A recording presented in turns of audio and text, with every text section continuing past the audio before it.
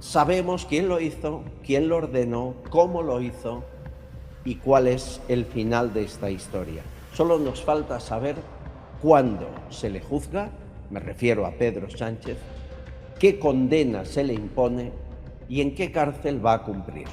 Estaba en el partido Euskal Herria Rock, es decir, lo que era el sucesor de Herri Batasuna, y se larga, el tío se larga, estando como, además tenía el puesto de presidente de la Comisión de Derechos Humanos. Es que aquello era un cachondeo. Este etarra, el jefe de ETA por favor. Se larga a Francia y hasta presidente de la Comisión de Derechos Humanos. Sí. En el Parlamento Vasco. Sí, sí. Mire, en el voto cera les recuerdo lo que pasó específicamente en Asturias, que en el medio del conteo del voto cera apareció de correos una caja con 580 votos.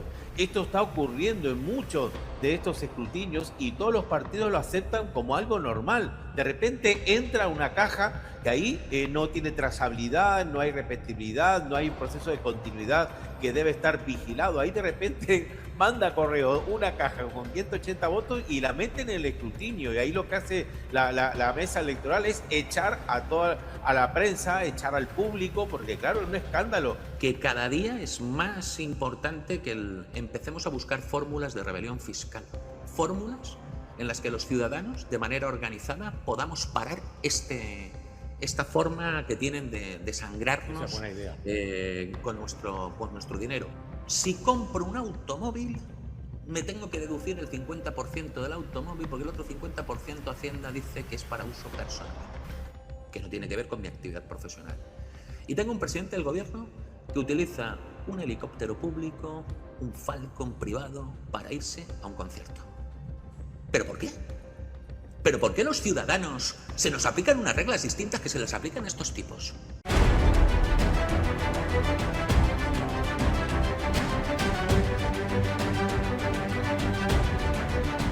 Castillón Confidencial, de Albert Castillón. La app Mi Seguros patrocina el editorial de Castillón Confidencial. Bienvenidos, confidenciales. Gracias por vuestra fuerza, honor y ánimo para mantener esta trinchera protegida. Por la libertad de prensa, por la libertad individual y contra la manipulación de gobiernos y políticos. Aquí estamos, aquí. Esta batalla contra la corrupción la estamos ganando poco a poco, lentamente, en diferentes países. No nosotros, vosotros, la sociedad civil, con mucha más fuerza, ímpetu e incidencia de la que creéis. Lo que ocurre aquí, años después, acaba en un juzgado, se judicializa y acabarán condenados. Lo estamos viendo y hay varios de ellos en prisión. Miren, sabíamos que Pedro Sánchez dirigía una organización criminal, lo sabíamos desde prácticamente 2018-2019, cuando llegó al poder. Yo me fui a Plaza Colón a gritarlo en un manifiesto y me costó caro, pero agradecido de no haberme equivocado. Imagínense si a uno le despiden de su empleo y además ha errado el tiro. En mi caso no fue así. Sabíamos lo que era y es mucho peor de lo que nos podíamos imaginar. Sabíamos lo que había hecho, pero tras encontrar las agendas de Leire Díez, de la fontanera número 1 de Sánchez, ahora sabemos cómo lo hizo. Dicen que todo se precipitó cuando el juez Peinado imputó a Begoña Gómez el 16 de abril del 2024, pero no es tan exacto. Miren, las cloacas del PSOE empezaron cuando Sánchez llegó a Moncloa. Sánchez llegó de forma ilegítima, fue un secretario general que hizo pucherazo para ser elegido en la sede del PSOE y luego una moción de censura burda y sucia con aliados aún más sucios para llegar al poder. No le eligieron los españoles para ser presidente. Este equipo de cloaqueros que protege a Sánchez y a su entorno con chantajes, sobornos y amenazas, al menos según la UCO, lleva trabajando desde 2019 en el Palacio de la Moncloa y empezó atacando a Mercedes Alaya. ¿Se acuerdan? La jueza del caso de los ERE. La ridiculizaron, se metieron con su vida privada, con su estética, intentaron acabar con ella. La muerte civil era el objetivo y la consiguieron. Al final, Leire y Cerdán y su banda consiguieron esa muerte social de la jueza de los ERE. Y lo hicieron con una fórmula muy de la factoría de Pedro Sánchez. No acabar con alguien, no echarle, no, subirle, aumentarle el cargo, llevarle a las alturas para así sacarlo de la causa judicial que está investigando. En el caso de Mercedes Alaya, dejó los ERE porque la habían nombrado jueza en la Audiencia Provincial de Sevilla. Ella pidió seguir hasta el final la instrucción de los ERE, pero el TSJ de Andalucía dijo que no y tuvo que abandonar la investigación. Detrás de esa estrategia estaba Cerdán, estaba Leire, estaba la factoría Sánchez, con al menos 188.000 euros que se facturaron para pagar esta mordida a esta gente que querían que Mercedes Alaya desapareciera. Colocaron en su lugar a una jueza de la que ya hemos hablado aquí, afín, suave, obediente y disciplinada, María Núñez Bolaños. No es familia de Félix Bolaños, aunque por afinidad ideológica lo podrían ser. Con ella, los ERE se han ido archivando 1, 2, 3, 4, 5 y hasta 6 causas. Quitan a Mercedes Alaya, colocan una juez que casualmente se le escapan los plazos de instrucción y no se entera, se archiva todo. Y si no hay más remedio, ahí está Cándido Conde Pumpido. Esto es lo que está ocurriendo en España. Así empezó la cloaca en 2019, con los mismos que ahora, con Leire, con Santos Cerdán, bajo la dirección de Sánchez. Pero es cierto que cambió el 16 de abril de 2024. A los 8 días de que sea imputada Begoña Gómez por el juez Peinado, Sánchez anuncia que se toma 5 días de reflexión y ahí acelera las acciones con su equipo de chantajistas, de ataques, amenazas, sobornos, con la guerra sucia. Y no solo a guardias civiles, a fiscales, a la UCO o a periodistas críticos. A muchos más, también a personas de su entorno de los que no se fiaba. Miren, nosotros, que somos un programa muy humilde, fuimos víctimas de su ataque. A los 9 días de poner en marcha esa máquina del fango tras la imputación de Begoña Gómez, recibimos el ataque en este programa de que nos iban a cerrar este y todos los canales por orden de Sánchez. Escuchen. Albert Castillón, la información que cuelga el individuo Albert Castillón es totalmente falsa. Le pedimos la retirada inmediata del podcast en todas las plataformas audiovisuales. Si se niega, del mismo modo emprenderemos medidas legales. Los bulos no forman parte de la política. Esto era como una Gestapo. En la cúspide, Sánchez ordenando todo y Santos Cerdán y Leire Díez accionando los hilos. Solo debían darle informes a él, nunca por teléfono. Ya tuvo bastante con el Pegasus y el espionaje israelí 2 años antes, en 2022. Las pruebas de las reuniones de Leire con Sánchez son constantes. Por ejemplo, este documento de sus agendas, las de Leire, 19 de febrero de 2025, reunión con P.S. Le llama Pedro en infinidad de menciones y también se reúne con Rodríguez Zapatero varias veces. Cada vez que Sánchez dice yo no conozco a esta tal Leire, miente. Lo volvió a hacer este fin de semana. Nunca he conocido ni nunca se me ha informado sobre las andanzas de la señora Leire Díez. Y si no se ha hecho es precisamente porque nunca las hubiera tolerado. La máquina del fango no solo nos atacó a nosotros, a la UCO y a los jueces, sino que además se inventó noticias. Para eso tuvo la estrecha colaboración de mamporreros periodistas del régimen, por ejemplo, los del Plural. Miren, hay una nota de Leire en la que dice: Peinado obtuvo el segundo DNI con el gobierno de Aznar. Jaime Mayor Oreja, ministro del Interior en la época. Da a entender que Mayor Oreja le hizo 2 DNIs. El Plural inmediatamente saca la exclusiva en julio del 24 y dice: Peinado figura en el registro de la propiedad con 2 DNIs. Dice que tiene 10 o 14 propiedades, chalets. Bueno, ¿quién era la directora del Plural entonces? Angélica Rubio, obediente al poder que le ordenaba desde Moncloa y las cloacas qué publicar y qué no publicar. Vivía de ellos. El Plural, sin la subvención pública, cerraría mañana. Bueno, Angélica Rubio, después de metedura de pata tan brutal como esta, ¿se creen ustedes que se dedicó a montar una mercería, a trabajar por ella misma? No, hombre, no. Sigue ganando dinero y la pagan ustedes. Ahora es consejera de Radio Televisión Española a propuesta del PSOE.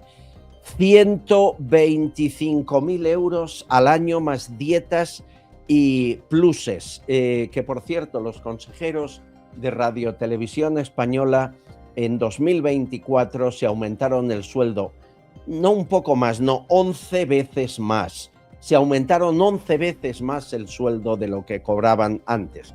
Mentir, ser obediente al sanchismo, Sánchez lo paga bien. Por lo tanto, esta es la cloaca de la que les hablamos. No es algo nuevo. Desde que llegó Sánchez al poder está en marcha.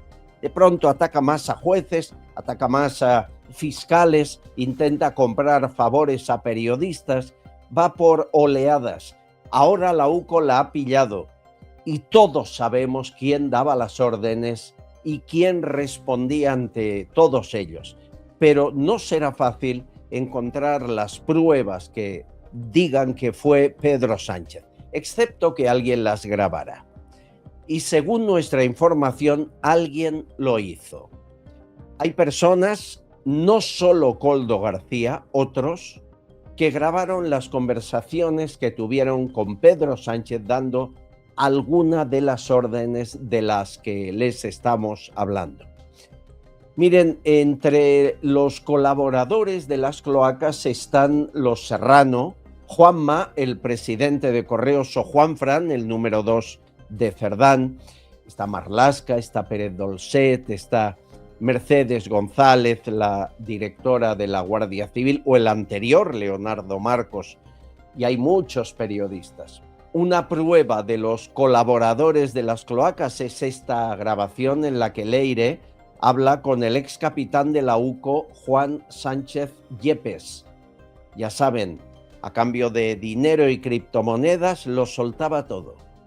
Tú me vas a contestar lo que sepas. Y además de lo que sepas, me vas a decir si hay alguna prueba física, sí o no. Si la hay, la vemos. Si no, ya está. ¿Vale? Esto, en principio, mi siguiente conversación va a ser con la directora de la Guardia Civil. No, yo con eso no quiero. La mía. Sí, pero la directora general de la Guardia Civil, a ver... es de mi confianza. Sí, pero sí, yo lo sé, y que tú... Pero yo es que no me fío ni del DAO, ni me fío de nada. El DAO me fío. Y el DAO, por ejemplo, conmigo me tiene cuadrado, lo mismo. Estos son los culpables que serán juzgados, espero. Pero hay héroes en esta historia, como el teniente coronel Balas de la Guardia Civil, que aguantó hasta el final, o el fiscal Luzón de anticorrupción, o el fiscal Grinda, o el fiscal Estampa, que grabó sus reuniones con Leire y el chantaje al que le sometían, o Peinado, o Viedma, la jueza de Badajoz, y algunos periodistas. Sí, pocos, no crean, nuestra profesión desgraciadamente es de lo peor y la mayoría se vende por muy poco. Aquí acuñamos ese mensaje de que se venden más periodistas que periódicos hace 4 años y sigue siendo realidad. Sabemos quién lo hizo, quién lo ordenó, cómo lo hizo y cuál es el final de esta historia. Solo nos falta saber cuándo se le juzga, me refiero a Pedro Sánchez, qué condena se le impone y en qué cárcel va a cumplirla. Son las únicas condiciones que nos faltan por conocer de una historia que dura ya 8 años, una pesadilla de la que España es víctima y Sánchez el culpable. Bienvenidos, investigamos. La app Mis Seguros ha patrocinado el editorial de Castellón Confidencial. Descárgate Mis Seguros, la forma más fácil y rápida de controlar todos tus seguros en un mismo lugar. Cuando te mueves en patinete eléctrico, lo último que quieres es ir cargando papeles. Tu seguro, siempre a mano, digital, ordenado y listo cuando lo necesitas.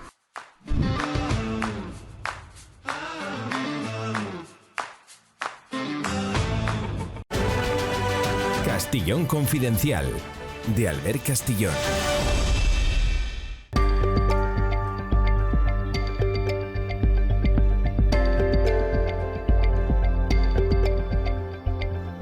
Señores, el etarra más sanguinario de la historia fue Josu Ternera.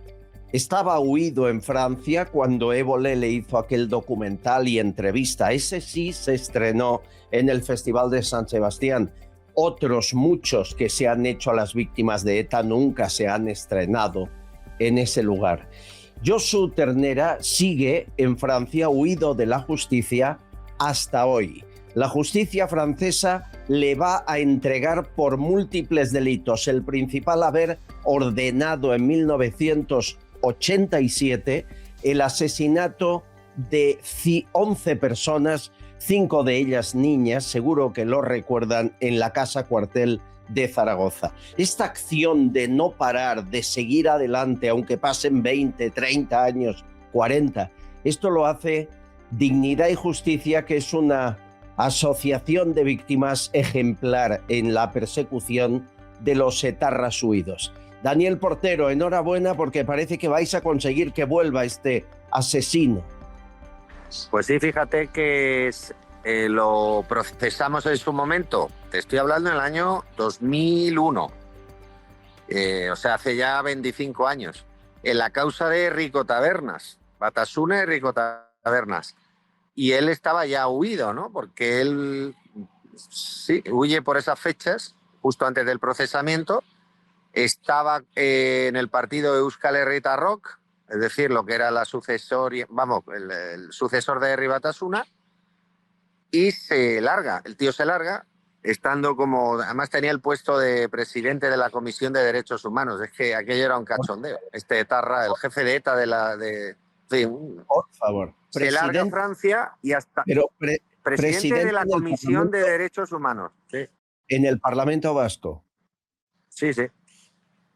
Y bueno, pues, ¿qué pasó? Pues que se larga, el tío se fuga y hasta el año 19 no es detenido, es decir, hasta un montón de años pues en la clandestinidad. Y entonces, pues claro, no se ha podido celebrar juicios y bueno, pues cuando se le detiene en el 19 fue cuando le incautó la Guardia Civil con la policía francesa, pues muy cerca de Chamonix, cerca de Montblanc, de la estación de esquí. Además conozco bien esa zona y en una cabaña de madera, el tío vivía, hay que ver, porque allí hace un frío que pela en invierno, le incautaron muchísima documentación, entre otras un ordenador donde, digamos, había pruebas más que suficientes como para demostrar que él es el que había elaborado el comunicado final de ETA, ¿no? ¿Quién lo iba a elaborar? Pues el máximo jefe de toda la historia de ETA, que ha sido él, a lo largo de la historia, ¿no? Entonces, ¿qué ocurre? Que pues eso se incorpora a una causa que no tiene nada que ver con Batasuna, ni con Erricos, ni con pertenencia, ni con nada, por la detención. Y lo que hacemos es pedir a ese juzgado incorporar esos papeles a la causa donde estaba él procesado, en Rico Tabernas, lo cual hubo que hacer ahí cábalas para ver dónde lo teníamos. Y lo que conseguimos fue, gracias también, en este caso, a la Fiscalía o a la fiscal, más que a la Fiscalía, a la fiscal que lleva el caso, ver la posibilidad no solamente de encausarlo como miembro perteneciente a ETA, sino en grado dirigente, ¿no? En grado dirigente máximo. Y bueno, eso es lo que se ha estado trabajando durante estos 5 últimos años, ¿no? Hasta que ya él, utilizando lo que se llama el principio de especialidad, que se utiliza para evitar tener que ser requerido por la justicia española, mientras tengas causas en Francia, pues ha ido superando todos los obstáculos que le hemos puesto, ¿no? Y ahora te explico alguno más. Pero claro, las causas en Francia se le acaban y ya Francia ha dicho que, oiga, ahí lo tienen. Claro. En este momento, lo que él no sabe es que aparte de esta causa por la que se va a entregar, tiene otra causa importantísima, que también la hicimos nosotros, que es la causa de lesa humanidad, que está procesado por crímenes de lesa humanidad, concretamente por el atentado de la T4, desde el año 2015. Es decir, para mí tienen más fuerza la causa esta de Rico Tabernas, que es por la que va a ser entregado, y la de lesa humanidad, que la de la Casa Cuartel de Zaragoza, donde creo que hay algo de menos prueba. Pero bueno, son 3 causas en España que yo creo que son más que suficientes como para que en cuanto pise la frontera española sea detenido y conducido pues a una cárcel.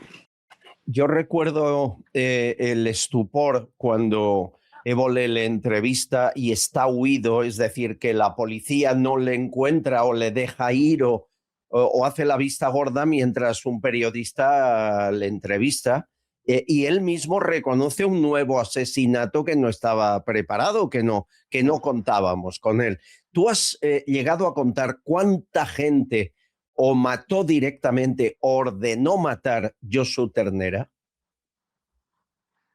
Mira, en los años 70, porque lo que él con Jordi Évole confiesa, ojo con eso, no voy a comentarte nada porque hay maneras de actuar contra ese asesinato, pero bueno, eso lo hablaremos otro día. Fue el asesinato de un alcalde de Vizcaya que se llamaba Víctor Legorburu, ¿vale? El asesinato se produce, si no recuerdo mal, en febrero del año 1976. Y se produce por una campaña que inicia ETA a raíz de la muerte de Franco, el 20 de noviembre del 75, un par de meses antes, donde le dice a los alcaldes que o dejan sus puestos, que son alcaldes del franquismo, o que serán asesinados, ¿no? Es decir, claramente una incitación a la lesa humanidad, eliminación sistemática de una población concreta, ¿no? Ya sabes por dónde voy, ¿no? Bueno, Sí, la cuestión es que ¿él por qué lo dice la televisión? Porque dice, bueno, la ley de amnistía de España amnistió los delitos, tal, en el año 77, con lo cual lo digo con total impunidad. Bueno, pues muy bien lo has dicho, ¿no? Ya veremos dónde se aplica la amnistía y dónde no. Bueno, pero eso ya te digo que será otra película. Él puede tener aproximadamente durante los 70 en torno a 8 o 10 asesinatos materiales que tengamos investigados, y ordenar pues tiene muchos, decenas. No te sabría decir exactamente cuántos, pero sí te puedo decir que decenas. ¿Es el peor asesino de ETA en número de víctimas? El peor y el más escurridizo. Bueno, el más escurridizo ya no, le ha superado otro, que se llama José Luis Eciolaza, y que es uno de los que hemos pedido a Venezuela que nos dé información a las autoridades venezolanas y a Estados Unidos, porque se lleva ya 44 años fugado. Pero vamos, es el jefe absoluto de ETA. Es decir, él fue jefe desde aproximadamente el año 77 hasta la actualidad. Siempre ha sido jefe en la sombra, es decir, nunca ha figurado como en los, digamos, en los apartados importantes, ¿no? Hay unas pruebas que cuando se le incauta la documentación en el año 19 en Francia, se ve cómo él participa en todos los procesos de negociación, no solamente del Partido Socialista en Argel, finales de los 80, ni con Aznar en Zúrich, que no llegó ni siquiera a ser negociación, ni tampoco en el año 2005 con ZP, que también participó, o en Oslo en 2011. También participó con la UCD. O sea, es decir, él siempre ha sido el jefe, siempre. Este hombre, ¿cuánto tiempo ha estado en prisión? Tiene ahora 75 años. ¿Cuántos años ha estado en la cárcel? Pues mira, fue detenido si no recuerdo mal, en el 89 justo en el 89, cuando muere Chomin en el año 89 en Argel. Él toma las riendas de nuevo, aunque siempre las tenía, ¿no? Porque él también llevaba la negociación, pero lo detienen y estuvo unos 6 años aproximadamente, por pertenencia a asociación de malhechores en Francia. Lo sueltan y él rápidamente se va a Euskal Herria Rock, se presenta como diputado regional y con eso consigue esa impunidad, hasta que ve que le perseguimos en 2 causas, la causa de Kasekin y también la causa de Batasuna, de Rico Tabernas, ¿no? Entonces, realmente 6 años de prisión, Pero, nada más. ¿Me estás diciendo que después de haber matado a decenas de personas en España jamás ha estado en prisión? Claro, porque nunca ha estado en España. O sea, bueno, y cuando ha estado con impunidad y no se le ha juzgado. Es decir, impunidad me refiero parlamentaria. Ya. Y no fue juzgado, no fue juzgado. Tenía que haberse juzgado en la Casa Cuartel, pero claro, los informes de la Casa Cuartel donde le implican a él son posteriores a la fuga suya, son posteriores al año 2001. Entonces, claro, él realmente en España estaba de manera intermitente. Él además sabe muchos idiomas, sabe francés, sabe inglés, sabe incluso un poco de árabe.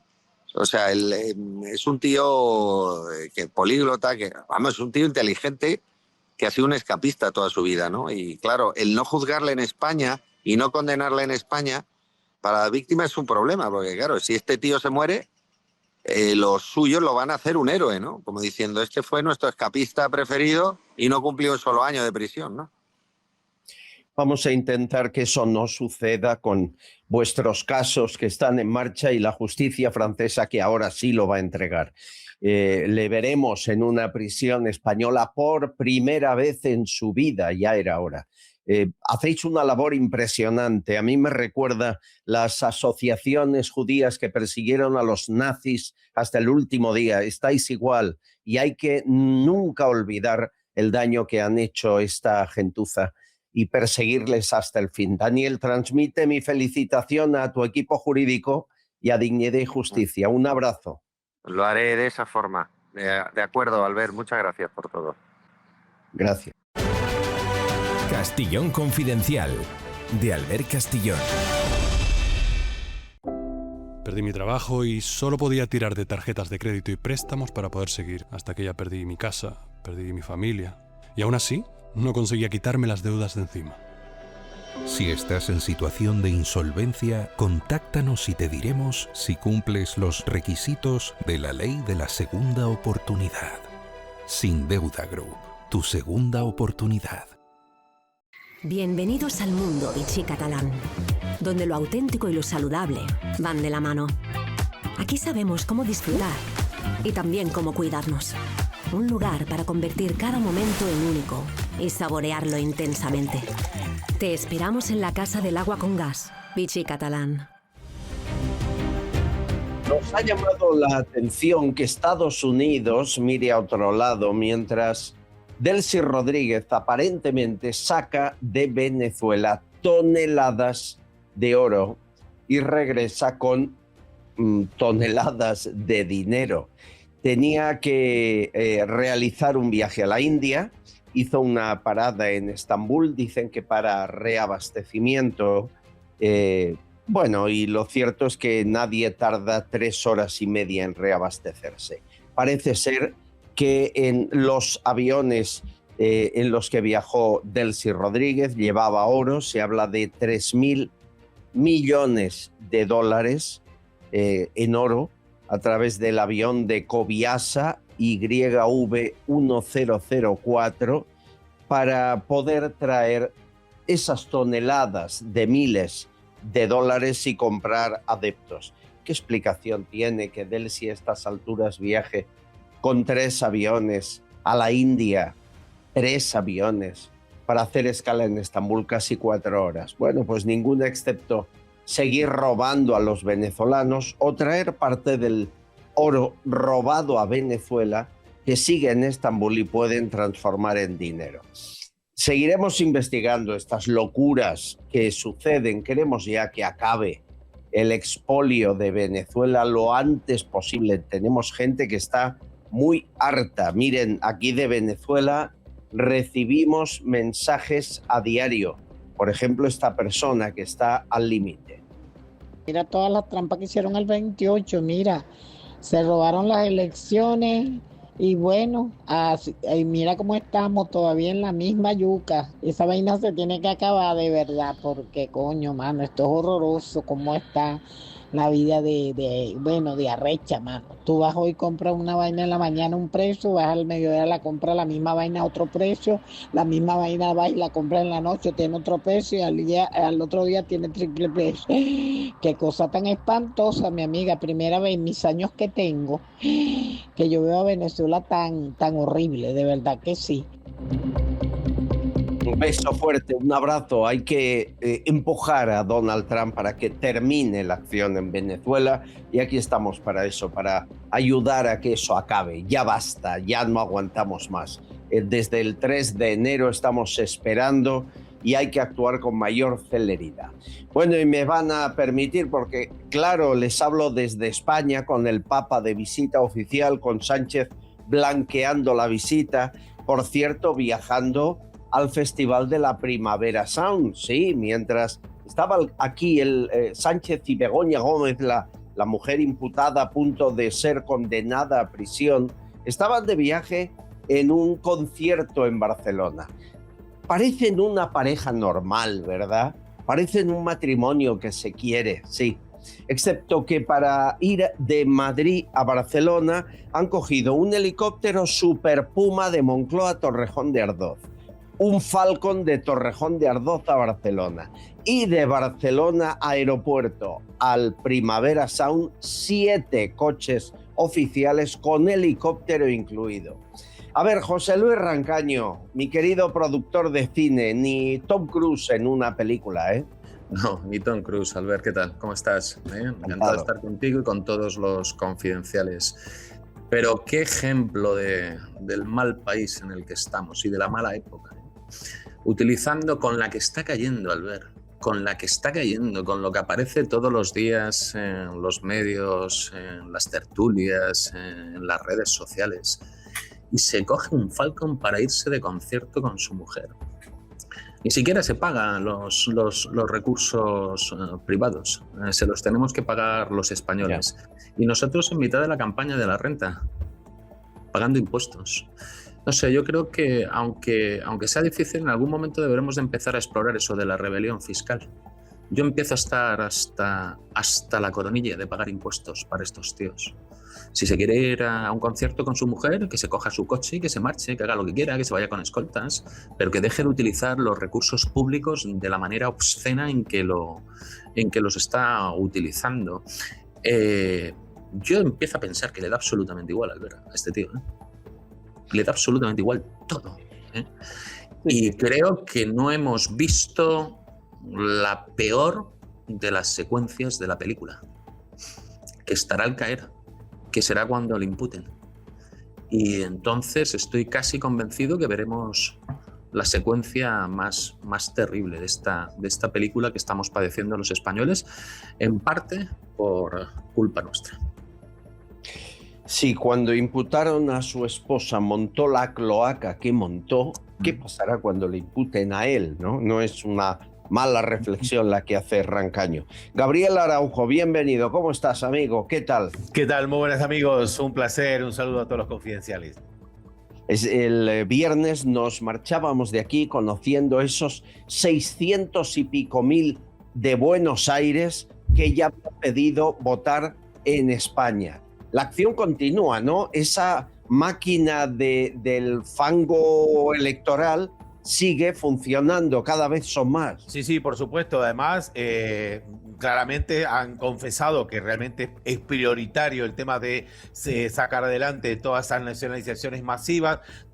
2.000 personas han sido contratadas extra para proceder a la tramitación de esos expedientes. César Mogo, el senador socialista, también confesaba esa prioridad del gobierno de Sánchez, así que bueno, para el 2027, querido amigo, vamos a tener esos 3,5 millones de votantes, ¿no?, del voto cera. y que no lo consigan antes. Escucha a Conchita, Sixto y Adriana. Estoy con lo de Argentina que trino. A ver, el Abascal, si es tan amigo de Milei, ¿por qué no le pide el favor? Porque además tampoco sería un favor, sería lo lógico que si tiene nacionalidad española, pues pierdan la Argentina. Porque claro, eso lo podría hacer Milei sin ningún problema. ¿De dónde saca el dinero el sátrapa de la Moncloa para no ya regularizar, sino nacionalizar a toda esta gente, sobre todo los que están viviendo fuera de España? ¿Qué partida de dinero es la que está adjudicando para pagar a esas 2.000 personas?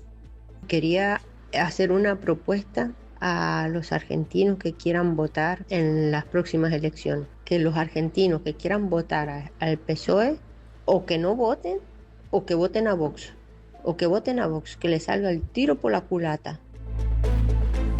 Me da la impresión que no le importa lo que voten, que alguien se encarga de cambiar el sentido del voto cuando la papeleta llega aquí. Yo, me vas a perdonar, Gabriel, pero tú y yo hemos especulado mucho sobre esto. En las autonómicas de Castilla y León, Aragón, Extremadura, Andalucía, en todas gana el PP en España, en todas gana el PSOE en el voto extranjero. No me lo creo. Esto es un ensayo de lo que van a hacer.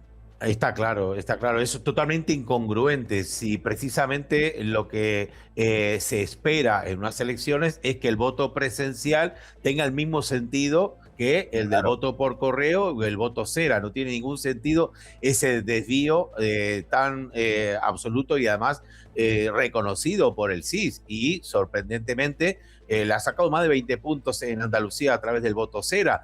Pero eso, amigos, tengamos en cuenta al ver que únicamente con muy poquitos votos cera en Andalucía han logrado tener esa preponderancia. Imagínense cuando esté esos 2,5 millones de votantes desde Argentina, el poder y la influencia que va a tener en las elecciones generales va a ser brutal realmente. Y además una alteración total del censo electoral, porque también cambia el peso del voto presencial, disminuye, ¿verdad? Porque por la ley de Ohl y todo lo demás. Así que, bueno, venimos advirtiendo sobre esta cuestión hace 3 años y ahora pues ya es un poco tarde para reaccionar, esa es la verdad. Gabriel, Albert, si me permitís, lo que ha dicho Gabriel es muy importante. El elemento, desde un punto de vista demoscópico, matemático, que haya esas diferencias entre el voto presencial y el voto que se ejecuta por correo, que corresponde a votantes que están en el extranjero, es simplemente matemáticamente imposible. Desde una óptica matemática no puede ser que ganes por 20 puntos presenciales y que el voto ceda no tenga cierta correlación, no tiene que ser mimética o exacta, pero debe tener cierta coherencia con el voto presencial. Lo que está sucediendo es simplemente un elemento de fraude masivo. Fraude en la raíz, en la propia ley. Este mecanismo por el que determinados ciudadanos que no tienen derecho real a ejercer el voto en España, porque no son ciudadanos españoles, porque esta es una ley que ha devaluado la nacionalidad española, ha devaluado nuestra propia nacionalidad, devalúa nuestros propios derechos y nuestras obligaciones como españoles, es esencialmente en origen un fraude. Y lo que deberíamos hacer todos los ciudadanos y los partidos políticos de la oposición es utilizar todos los instrumentos legales para denunciarlo. La crítica política, la crítica social y los juzgados. Ojalá. El proceso de regularización, ni siquiera al ver, Gabriel, es un proceso legal. Es un proceso en el que, según lo que cuenta Gabriel, lo que cuenta muchísima gente, es un sujeto de prevaricación. Pero, Rancaño, ilegal, que esto que estamos contando aquí, que el voto extranjero ha ganado en todas partes, mientras el voto real no ha ganado nunca el PSOE. Esto solo lo contamos aquí y en pocos medios más. Es decir, no es noticia, Gabriel. A nadie le preocupa. Me sorprende que al PP no le preocupe.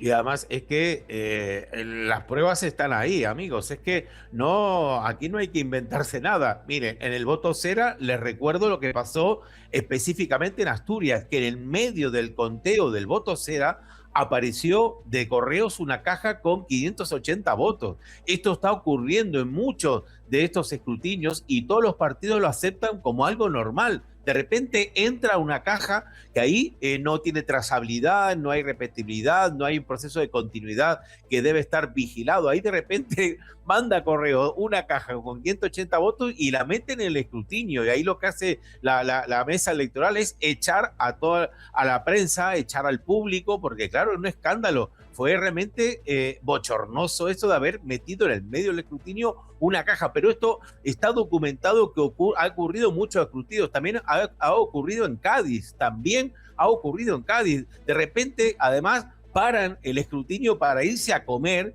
y hay 2 o 3 horas que no queda bajo ningún tipo de vigilancia oficial esas cajas y esos votos. Esto es una desobediencia clara a la ley que dice que el escrutinio tiene que ser un proceso continuo, no se puede interrumpir, pero aquí a las 2 se van a comer, dice que cierran con llave ahí y están 2 o 3 horas sin ninguna vigilancia, ponen ahí pues vigilantes de seguridad privados que son los de la seguridad del propio edificio, pero es realmente escandaloso, puede pasar cualquier cosa, ¿no?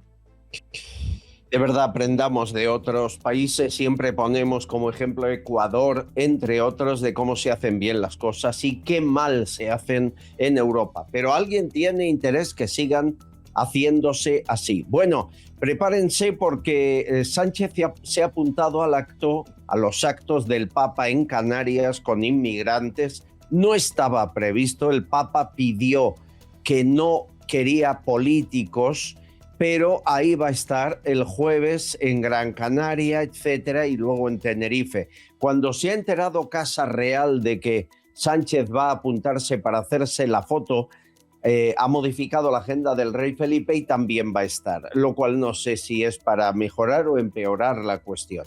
La agenda del Papa más política que nunca, en un viaje que para algunos se está blanqueando a Sánchez. Rancaño, tú eres católico, practicante, ¿qué te parece? Pues esto daría para casi un programa, Albert. Pero me vas a dejar un poquito de espacio, un poquito de tiempo, favor. Porque quiero hacer varias reflexiones y quiero compartirlas con vosotros y con los confidenciales. Primero, la figura de León XIV. León XIV no es el Papa Francisco, ¿eh? Quiero que esto es una afirmación que estoy realizando, pero soy muy consciente. Desde un punto de vista filosófico, intelectual, los papas no son los mismos. Ideológicamente, el Papa actual, León XIV, no es el Papa Francisco. Quisiera recordar que el Papa Francisco, que era un Papa argentino y por tanto muy relacionado con nuestra cultura, no visitó jamás nuestro país. Jamás. Cierto. Pienso que no tenía una especial cariño por España ni por la historia que representaba España.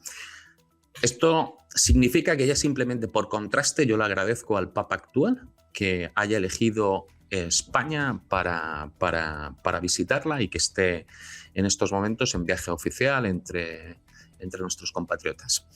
Tengo una sensación agridulce con el Papa León XIV, pero me viene pasando desde hace tiempo con algunos de sus discursos. Yo he seguido de cerca sus intervenciones hasta la fecha. Voy a empezar por aquellas que me parecen positivas o que yo creo que son inspiradoras o que están dentro de lo que yo como cristiano católico espero del Papa. Creo que la intervención que hizo en la misa con los chicos jóvenes es una muy buena intervención. Me gustaron sus palabras de animarles a ser valientes, de constituir familias, de que el camino de la verdad es el amor. Yo creo que tuvo palabras cariñosas, que habló desde la fe, habló desde la espiritualidad, y creo que ese es el camino, o el camino que a mí me gustaría que continuara el Papa. Cuando trata asuntos, vamos a llamarles políticos, creo que ahí navega entre dos aguas. Creo que más que actuar desde la espiritualidad, actúa como representante del Vaticano, y ahí es cuando me empiezan a doler los oídos o me empiezan a preocupar algunas de sus afirmaciones. Yo creo que le ha faltado un poco de valentía y tendría que haber reconocido la posición histórica de España. El catolicismo no existiría si no existiría España. Esto lo tiene, pero el Papa lo sabe. El Papa sabe que el papel histórico de nuestra nación es imprescindible para poder explicar el catolicismo y tenía que reconocerles carácter histórico, teniendo en cuenta que España se funda además en un proceso de reconquista precisamente contra el Islam. Yo creo que le falta fortaleza en ese sentido, le ha faltado algunos elementos importantes. La visita a Santiago, yo creo que hubiera sido trascendente para cualquier papa visitar Santiago por el peso que tiene en la cristiandad. Y como os decía, cada vez que trata temas políticos, yo creo que navega entre dos aguas y que actúa más como el representante del Estado del Vaticano, y ahí es donde no acierta. No me gustaron mucho sus referencias un poco light a esto de las tres culturas, porque esto es una interpretación no real de la historia de España, y además, desde un punto de vista intelectual, ya más filosófico, esto de la realidad y de las ideas me preocupó un poco porque es un camino hacia el relativismo. Yo creo que él debería de ser mucho más riguroso desde el punto de vista intelectual o filosófico cuando habla de conceptos profundos como la fe, la verdadera fe, la verdad. Debería de utilizar otros lenguajes. Dicho esto, que es una reflexión profunda, quiero repetir lo que he dicho desde el principio, Albert, Gabriel.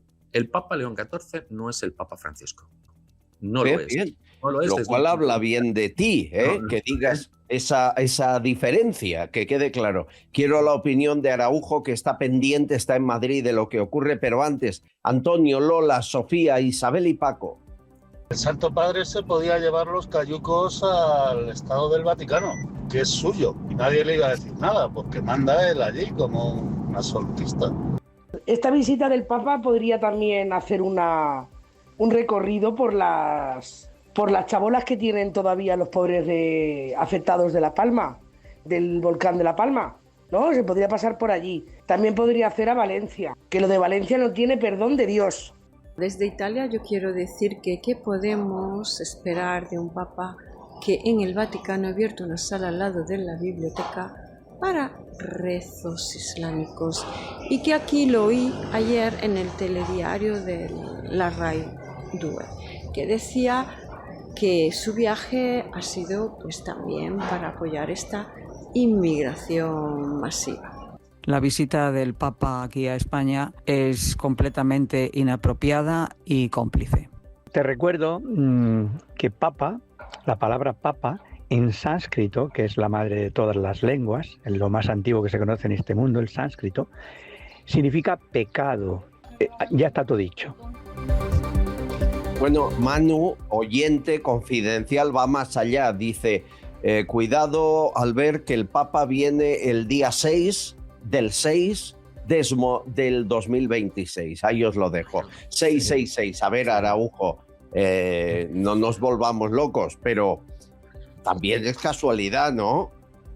Bueno, pero yo sí que creo que ha sido positiva la visita, sobre todo para poner sobre la mesa un mensaje muy claro, y es que España es cristiana. Eso no hay ninguna duda, porque ningún evento ha podido jamás reunir tanta gente como ocurrió ayer en la Plaza de Cibeles, y nunca jamás un evento tiene tan similar cifra por parte del gobierno como por parte de los organizadores. El gobierno dice 1.100.000 personas, los organizadores 1.200.000 personas, pero eso es una barbaridad de gente, es muchísima gente. Esto es lo que hay que tener en cuenta, y yo creo que hacía falta un mensaje así, hacía falta una demostración de fuerza del cristianismo en España para enfrentarnos a toda esa ola de islamismo que está invadiendo Europa y que claramente forma parte de esa intencionalidad de islamizar Europa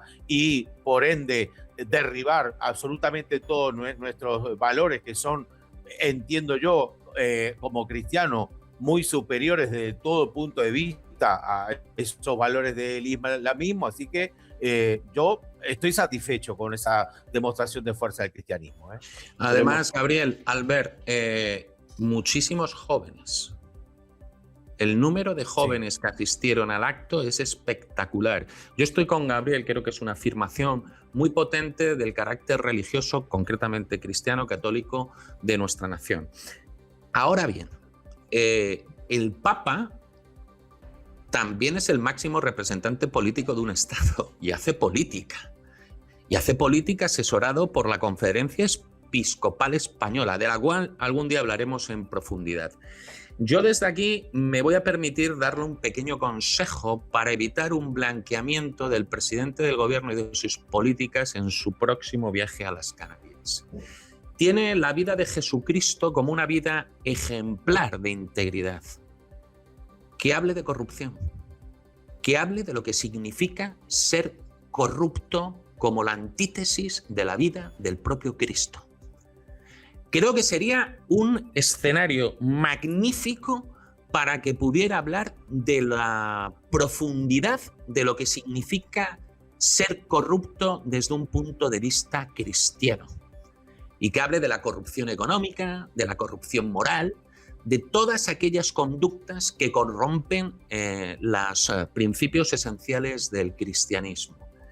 Yo sé que le va a resultar más difícil hacer un discurso políticamente muy alejado del establishment en el asunto de la inmigración, pero sí podría perfectamente condenar expresamente la corrupción política, económica y moral como desde su posición de máximo representante de la Iglesia en el mundo. Recordar que hubo una constante en cada acción del Papa en Madrid y la seguirá viendo, y es la gente que quiere salvar el Valle de los Caídos. Y estuvieron en todos los actos, les grabamos y nos enviaron parte, entre otros, este vídeo. Hola, estamos aquí en el Palacio Real para recibir al Papa León XIV para decirle: salvemos la cruz más grande del mundo. Porque ya sabemos que el gobierno social comunista y masón quiere derruirla, pero es un monumento a la reconciliación y una basílica. No puede ser que estén en negociaciones expropiando parte de la basílica y queriendo derruir la cruz más grande del mundo y cargarse un patrimonio arquitectónico sin igual. No olviden el Valle de los Caídos, que en la visita el Papa sí lo ha olvidado. Estas son las cuestiones que aquí nos encargaremos de que recuerde. Bueno, nos dejó el fin de semana otro momento para la historia. El queridísimo David Sánchez Pérez Castejón, el hermano menos inteligente, pero seguramente menos malo de la familia. Yo cuando critican a David, yo creo que David es el bueno de la familia, o sea, el malo es Sánchez, Pedro. Bueno, no, salvo tocando el piano, que tocando el piano es malísimo. Tocando el piano da un poco de peligro público, pero tampoco mata a nadie. El otro lo ha hecho, y físicamente, ¿no? Escuchen la frase del año que seguramente le llevará a la culpabilidad y a la condena. A pesar de que fue usted el coordinador de la oficina de Artes Escénicas, no hace usted mención a la oficina donde se habría desarrollado esa labor después del cambio de nomenclatura. ¿Puede explicar a la sala por qué? Bueno, precisamente porque no era entendido como una oficina con ventanilla o un edificio físico. Señor David, ¿puede repetir esto? No lo he escuchado bien, por favor. Sí, que no era entendido como una oficina en sí mismo, una oficina física con una ventanilla. Entiendo que es lo que usted quería preguntar, sí, ¿no? Que la oficina no era un edificio, sino una categoría administrativa. Entiendo que sí. Bueno, él lo está empeorando, ya saben, cada vez que habla se echa más tierra encima y acabará posiblemente condenado, porque es brutal lo que ha ocurrido. Peor es Gallardo, el que fue presidente de la Diputación y candidato de Sánchez, diciendo frases como estas ante el juez. Usted en instrucción recordó o afirmó que es en ese periodo de tiempo de la convocatoria de la plaza en el que usted sabe de la existencia del aquí también acusado don David Sánchez.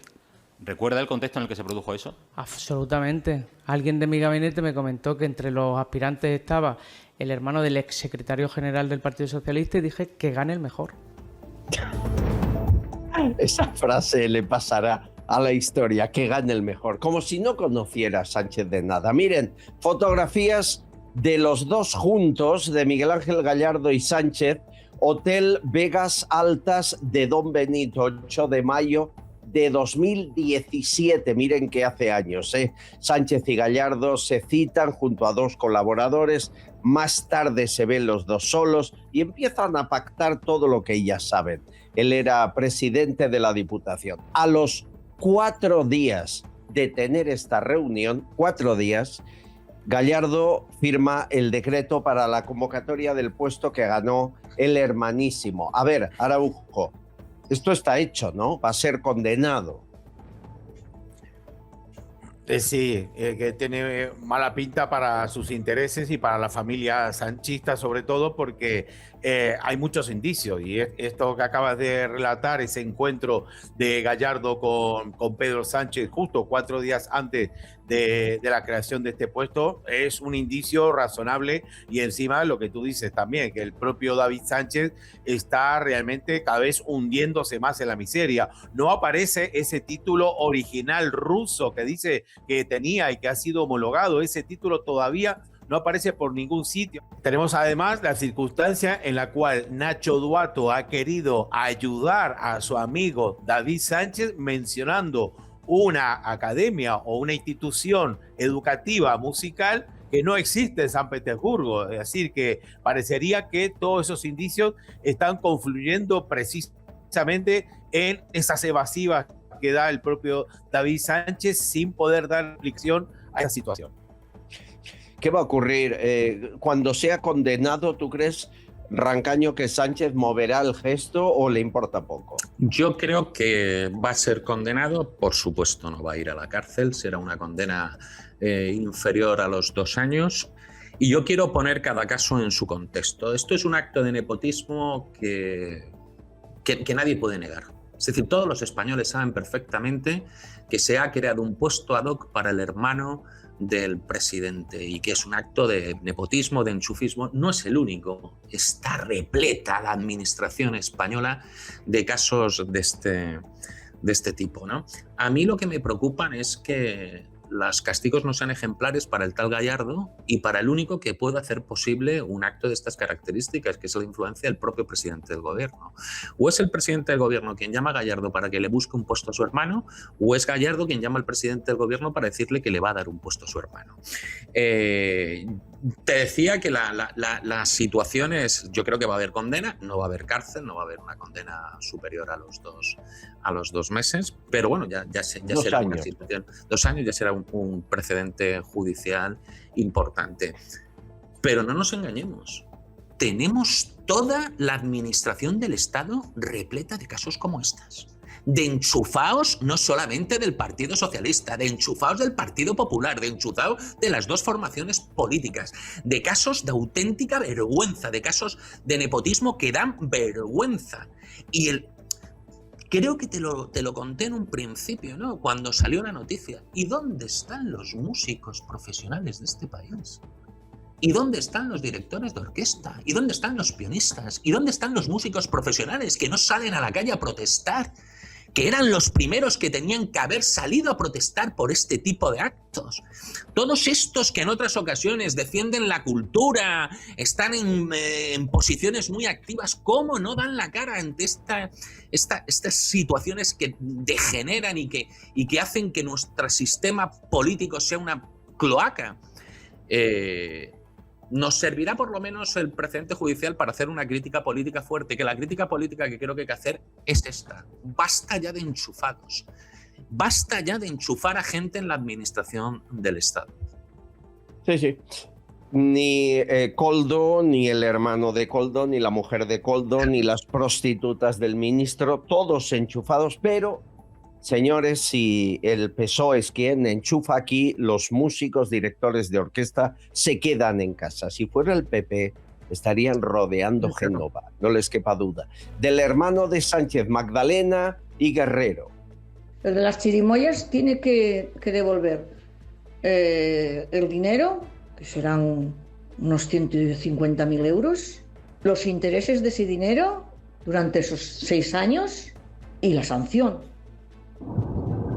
la oficina de artes escénicas está donde David Asagra va. Puede ser que esté en Elba, en Portugal, o puede estar también en la Moncloa. ¿Quién sabe? ¿Dónde estará? No te falta razón y guasa, que la tiene el amigo que nos manda el audio. Bueno, y me van a permitir curiosidades que demuestran cómo es quién. Irene Montero, cada vez que se hace un selfie y se graba y sube a redes, no lo hace ella. Fíjense cómo lo hace. Hemos pillado la imagen. Hay alguien que le aguanta la mano para que simule ser un selfie cuando tiene, pues como siempre, 20 asesores, 40 que le rodean, alguien que pagamos todos, usted y yo, para que le haga de niñera, y todo esto cuando sale del palacete con piscina en Galapagar. Qué distintos son a lo que dicen, a lo que practican, Gabriel? Qué personajes estos, Tremendo. Exactamente. Si es que, además es que tenemos la prueba con todo aquello que veíamos en un principio. Hace muy poquito participé en un debate con respecto al tema del movimiento del 15M, pues cómo se ha aprovechado políticamente para el tema de Podemos, cómo terminó degenerando por completo toda esa iniciativa. Y es que parece que todo lo que se quiera hacer, esa iniciativa política que quiera trabajar realmente en pos de los derechos de la ciudadanía desde dentro del sistema, siempre termina por degenerar. Parecería que el propio sistema se encarga de pudrir cualquier iniciativa de integridad o cualquier iniciativa de honestidad política. Así que evidentemente desde dentro del sistema no se puede realmente articular ningún tipo de movimiento que pueda revertir esta situación en la cual no tenemos, parecería que estamos como el día marmota, legislatura tras legislatura, gobierno tras gobierno. Como ahora ha aparecido un tal P.S. que no sabemos quién es, de la misma manera que no sabemos quién era el M. Rajoy. Estamos siempre viviendo las mismas circunstancias y esto yo creo que la ciudadanía debería reflexionar, ¿no? Y Albert, Gabriel, han convertido la política en una industria paralela para medrar, donde medran los más inútiles, donde medran los más incompetentes, donde medran aquellos que tienen menor valor para sus vecinos y compatriotas, y lo hemos permitido. Tenemos la administración del Estado llenas de enchufados, de chiringuitos, de inútiles, de políticos que no serían capaces de ganarse la vida en el sector privado, y lo hemos permitido, y lo seguimos permitiendo, y además lo financiamos. Y creo que ha llegado un momento en el que los españoles nos tenemos que plantear que hay que acabar con esto. Hay que acabar con esta industria, hay que acabar con los asesores. En el Estado nada más que deben de trabajar los funcionarios esenciales, los funcionarios que se han ganado su puesto de trabajo, los funcionarios que ejercen su labor profesional. Tenemos que echar mañana mejor que hoy, hoy mejor que mañana, a todos estos que han entrado por la puerta de atrás con este rollo de la política, que están haciendo un Estado hipertrofiado, un Estado que en vez de ayudar lo que hace es perjudicar. Mira, yo tengo un amigo que vive en Suiza y me estaba comentando el otro día las diferencias entre los políticos suizos y los de aquí. No quiero perder el tiempo porque es como si os contara una película. Son dos mundos absolutamente distintos y diferentes. ¿Por qué? Porque la política en España se ha convertido, como os he dicho, en una industria para que medren, pero no para que medren los más inteligentes, para que medren los más incompetentes. Y no solamente lo permitimos, lo financiamos con nuestro dinero. Creo que cada día es más importante que empecemos a buscar fórmulas de rebelión fiscal. Fórmulas en las que los ciudadanos, de manera organizada, podamos parar esta forma que tienen de sangrarnos con nuestro dinero. Y creo que si nos organizamos de verdad, vamos a encontrar fórmulas para poderlo... Bueno, hablemos de ello. La rebelión fiscal. Hay mucha gente que me dice lo mismo. ¿Cómo lo hacemos? Ingresamos el dinero de los impuestos en una cuenta común, vamos a un juzgado y decimos que en contra de la malversación no pagamos. Por ejemplo, mira, fíjate, Albert, Gabriel, es solamente un ejemplo. Yo como autónomo, si compro un automóvil, me tengo que deducir el 50% del automóvil porque el otro 50% Hacienda dice que es para uso personal, que no tiene que ver con mi actividad profesional. Y tengo un presidente del gobierno que utiliza un helicóptero público, un Falcon privado, para irse a un concierto. ¿Pero por qué? ¿Pero por qué los ciudadanos se nos aplican unas reglas distintas que se les aplican a estos tipos? ¿Pero por qué? Y hay que hacer esto, no sé, Albert, posiblemente si nos empezamos a organizar y a pensar en fórmulas de rebelión, de contención fiscal, de protesta fiscal, encontremos alguna inteligente. No se trata de dejar de pagar. Yo no estoy desde aquí alentando a nadie a que cometa un delito. Lo que le estoy diciendo a mis compatriotas es: organicémonos para protestar por todo aquello que nos parece injusto, por los 800 asesores, por los créditos que se conceden desde un punto de vista político por intereses políticos y que nunca se recupera el dinero, por las ayudas que se mandan a no sé dónde, a no sé quién, y no sé por qué concepto, y siempre con nuestro dinero.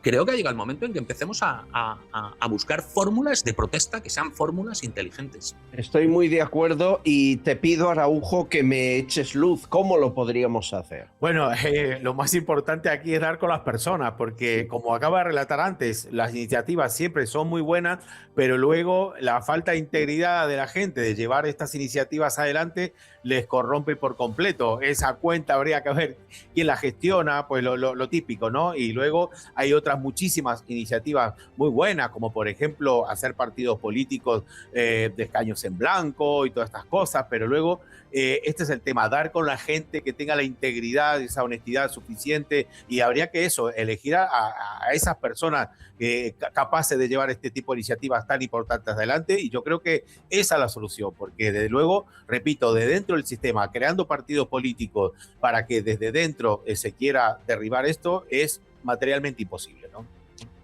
Bueno, ayúdennos.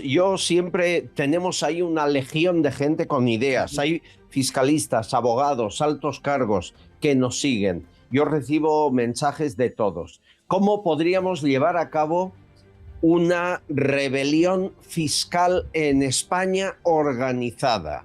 No pedimos no pagar impuestos, pedimos que no se paguen los impuestos absurdos y que el dinero no vaya a esos fines que no debemos. ¿Qué opción nos queda? ¿Cómo lo podríamos hacer? Yo decía la opción de que se hizo en Cataluña con el procés de ingresar el dinero en una cuenta fiscalizada y decir que yo no dejaba de pagar, pero no pagaba a un Estado que no me correspondía. Bueno, pues es una opción, pero ¿quién maneja esa cuenta? ¿Cómo se hace? Tiene razón Gabriel que hay que hacerlo bien, no es tan fácil.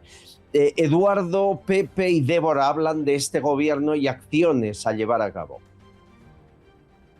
Esto no tiene solución mientras no le echemos.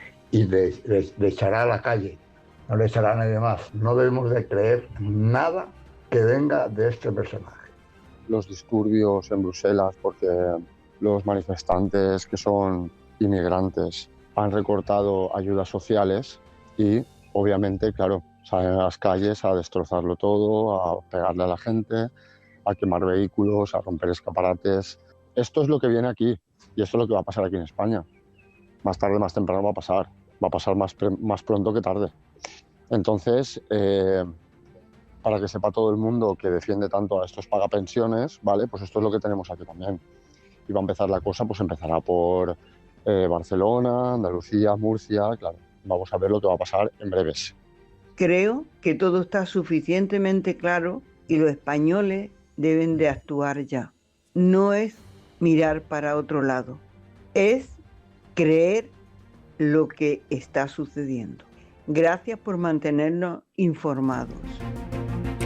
Miren, en Mataró por un desahucio ha ocurrido esto el fin de semana. Altercados, violencia extrema, Mossos de Escuadra golpeados. Parecía una ciudad sin ley. Al lado de Barcelona, ¿eh? Cada vez más ocurren este tipo de protestas. No hemos llegado al límite de Francia, ¿verdad, Rancaño? Que aquello es un descontrol absoluto. Sí, pero claro. Cuidado que el camino es el mismo. Bueno, te lo dije el otro día, lo de Francia. Las imágenes de Francia eran como una especie de epitafio, ¿no? La muerte de la civilizada Europa, ¿no? Yo creo que cada día nos es más difícil defender nuestras tradiciones europeas, aquellas tradiciones que nos hicieron la civilización más importante de la historia de la humanidad, y que esa civilización está en peligro, pero está en peligro por algo que llevo diciendo desde hace muchísimo tiempo, Albert, Gabriel, por el puñetero relativismo. Hemos concedido, que es parte de lo que no me gustó del discurso de León XIV. Hay que combatir con ferocidad el relativismo. No todas las ideas son iguales. No todas las religiones son iguales. No todos los principios son iguales. Y nosotros tenemos que defender a aquellos que hicieron grande el continente europeo y que hicieron o que nos convirtieron en la civilización más importante de la historia de la humanidad. Resulta difícil porque hemos creado una arquitectura política basada fundamentalmente en partidos, ¿no? Y en partidos que funcionan en una estructura donde no hay contrapoderes reales, ¿no? Decías antes, Albert, ¿cómo podemos empezar a hacer cambios? De momento hay que poner encima del tablero de todas las formaciones políticas, de aquellas que nos sean más próximas ideológicamente o por contacto, estas cosas que contamos aquí. Tenemos que conseguir que los partidos políticos se pongan colorados, aquellos que no están ahora en el gobierno, y empiecen a tener en sus programas estas cosas que decimos nosotros. Alguien se tendrá que comprometer cuando llegue al gobierno y hacer una auditoría profunda de las cuentas del Estado. Tendrá que hacer una auditoría profunda de los funcionarios, de aquellos que merecen seguir teniendo la condición de funcionarios y aquellos que deben de salir corriendo del Estado porque nos están robando el dinero. Y tenemos que empezar a saber que nosotros somos los que debemos de exigir esto. Y si no estamos dispuestos a exigirlo, no estamos dispuestos a combatir, nos convertiremos en cómplices de esta mierda de sistema.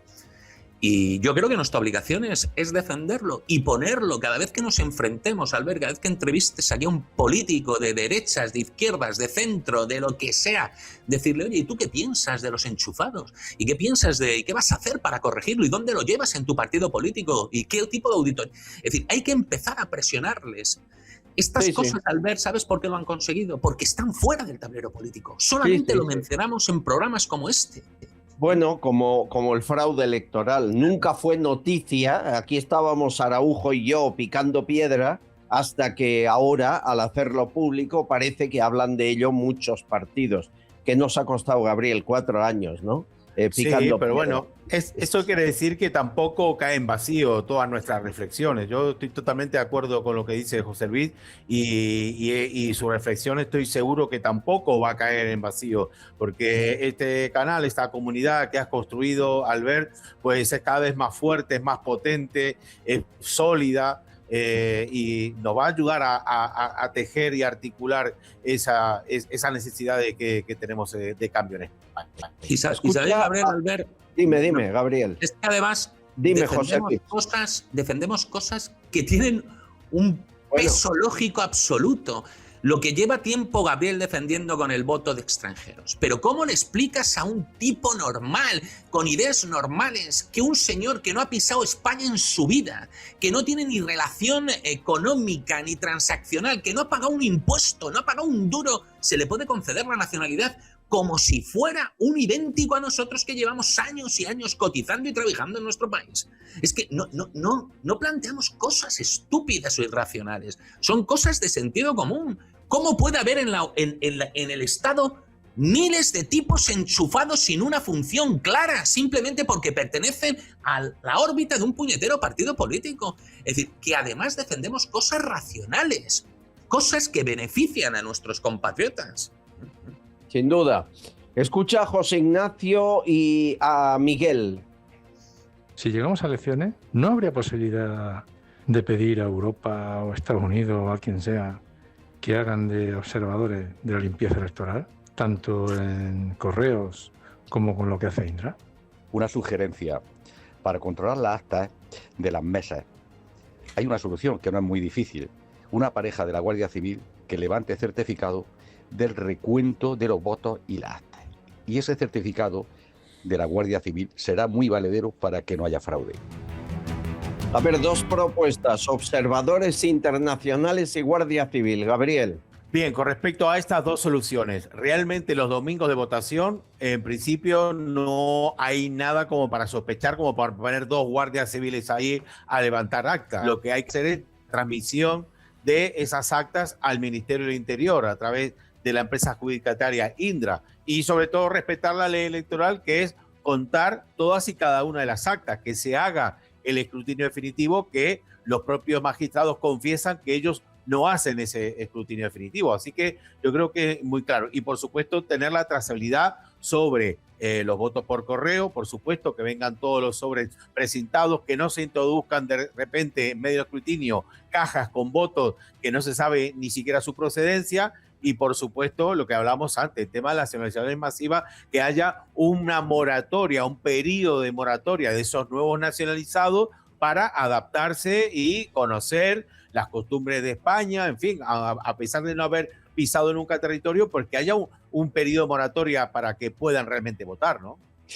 Miren que lo que pedimos es legal, es normal, está en la ley. Bueno, pues no hay quien lo pida y el fraude está ahí. Es verdad que es un fraude de un pequeño porcentaje, suficiente para que Sánchez ganara en julio de 2023. Estamos seguros que no debería haber ganado si no fuese por esta trampa, pero nadie lo ha investigado. Todos los partidos de la oposición dieron por buenos los resultados, que eso es también para analizar qué les pasa, ¿no? Qué miedo tienen.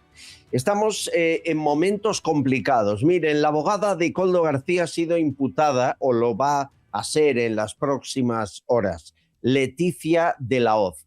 Fue quien supuestamente intentó comprar a Carmen Pano. ¿Se acuerdan? La empresaria de hidrocarburos que llevó 90.000 euros al PSOE en efectivo y se los cogieron. No solo eso, no solo intentó presuntamente comprar a un testigo. Aquí Leopoldo Bernabeu, el mejor amigo de Koldo, nos explicó por qué Koldo se paseó por los platós de alguna tele y de algún digital antes de ir a la cárcel.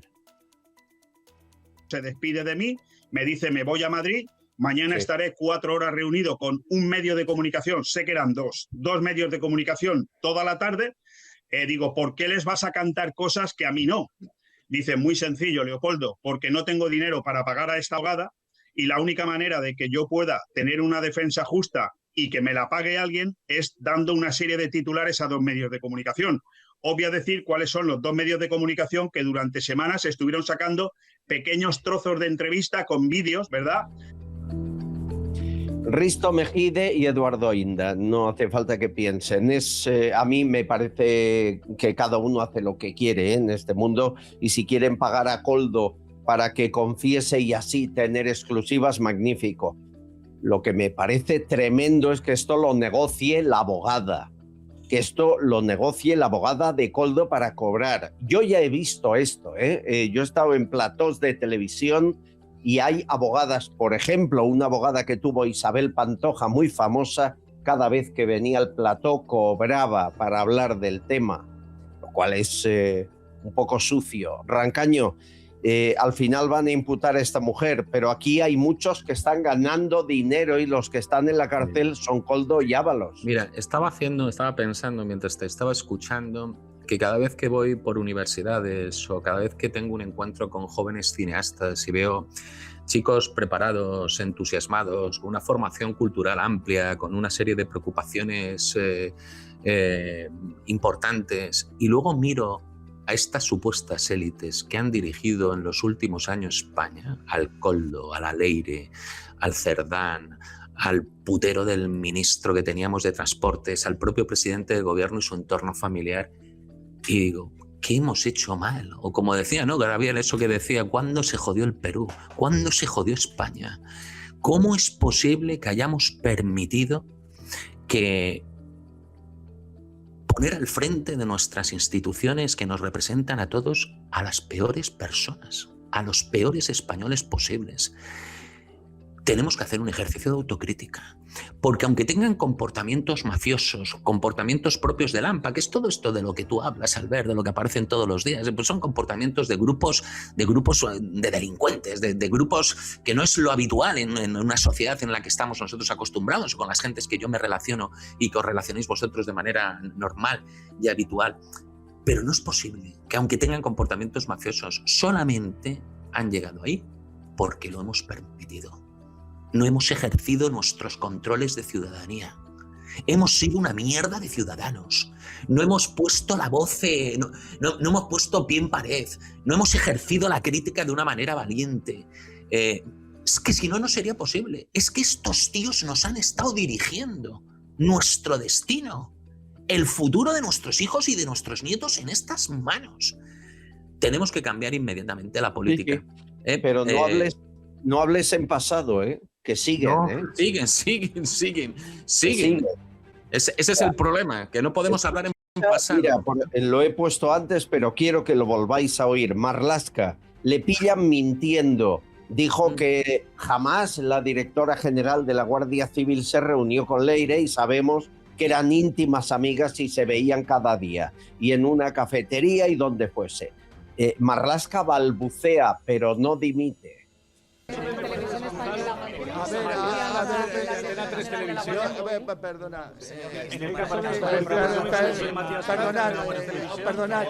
Perdonad, si mintió usted deliberadamente para proteger a su subordinada, o si os voy a contestar. Bueno, veo más o menos el conjunto. Balbucea, pero no dimite, porque si dimitiera perdería aforamientos. Balbucear es lo que se hace ahora en lugar de decir la verdad. Miren, aquí les propusimos hace unos días que nos lanzaran nombres de personas que podrían ser candidatos a capitanear una moción de censura instrumental, solo para ir a elecciones. Ya lo intentó Vox varias veces y el PP dice intentarlo, pero con la boca pequeña. Propuestas de candidatos: Manu, María, Carlos, José, Domínguez y Silvia. De verdad que yo me he quedado anonadado cuando Luis Losada ha propuesto a Felipe González. Pero si Felipe González fue el primero que empezó a cargarse la democracia en España. Mi voto sería también pues para el coronel Baños. También lo sigo y es una persona súper.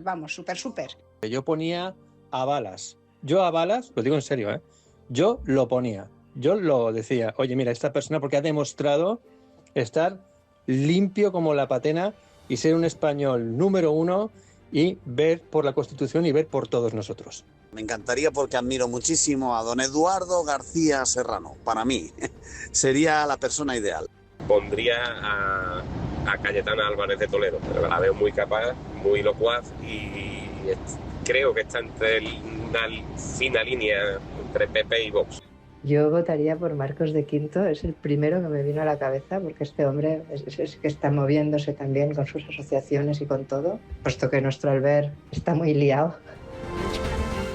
Tengo por aquí a Iván Espinosa, Alejandro Luzón, el fiscal anticorrupción, a Isabel Perelló, la presidenta del Consejo General del Poder Judicial, Albert Rivera, Daniel Lacalle, Alfonso Rojo y hasta el doctor Cabrera. ¿Quién pondrías tú, José Luis? Yo tengo mi candidato. Mira, cualquier pequeño empresario comerciante que lleva años sobreviviendo, dando trabajo a 2 o 3 empleados, a los que cuida, respeta y quiere, y que lleva durante años contribuyendo al desarrollo de sus vecinos y de sus compatriotas. Me da igual, cualquiera de ellos. Me parece una opción magnífica. Gabriel. De ellos son mejores que Pedro Sánchez, de luego. Sí. Vamos. Albert, Gabriel, fijaros lo que quería dar a entender, o quiero dar a entender a los confidenciales para no perder. Lo que comentabas antes del mentiroso del ministro del Interior y de la mentirosa de la directora general de la Guardia Civil, que todavía sigue siendo directora de la Guardia Civil. Si hoy 500 oficiales de la Guardia Civil hubieran presentado su dimisión, mientras la directora de la Guardia Civil seguiría siendo Guardia Civil, algo cambiaría. Si cuando en La Habana se recibieron instrucciones políticas para que los militares no salieran de sus guarniciones hubiera habido, no sé, 20, 30 capitanes que hubieran cogido a la tropa y hubieran salido a ayudar a sus vecinos, la situación sería otra. ¿Qué quiero decir? Que los ciudadanos debemos empezar a ser conscientes de que algunas cosas dependen de nosotros. Y que está bien, porque lo escucho algunos comentaristas muy potentes o con un micrófono muy importante de que hay que articular la acción política a través de los partidos. Bueno, bien, a través de los partidos políticos honrados. A través de partidos políticos que no son honrados no se puede articular la actuación política de la nación. Pero creo que es el momento de empezar a tomar responsabilidad. Y quiero terminar con unas palabras de un papa con el que yo siempre me he identificado, al que quiero y al que tengo una admiración, que es Juan Pablo II. Que decía esto, es otra frase de Juan Pablo, de las muchas que ha dejado en su historia, ¿no? Decía que la libertad no es hacer lo que uno quiera. Es el derecho que uno tiene para hacer aquello que debe hacer. Pues apurquémonos el cuento, Albert. Gabriel, empecemos a hacer lo que debemos hacer. Así es. Amigos, vamos a redacción. Susana Gasc, últimos mensajes. Un saludo para vosotros también desde la redacción de Castellón Confidencial. Si me dejas 2 segunditos, Albert, agradecer de corazón a todos los confidenciales que durante todos estos días me han enviado mensajes con unas muestras de cariño absoluto respecto al fallecimiento inesperado de mi madre. Muchísimas gracias por el apoyo. Dicho esto, bueno, nos han enviado muchos mensajes y muchas opiniones. Es el caso de María, que dice que la UCO debería detener ya a Pedro Sánchez. ¿A qué espera?, pregunta ella. Irene dice que como no le quitemos ya el poder a Pedro Sánchez, va a destruir lo poco que queda de España. El Tribunal Supremo debería actuar ya y con rapidez. Susana Arenas dice que ya está viendo el nivel judicial. No somos todos iguales ante la ley. Lo que está pasando con esta gente, nosotros, en este caso los civiles de calle, ya estaríamos en prisión hace tiempo y esta gente normalmente se va de rositas.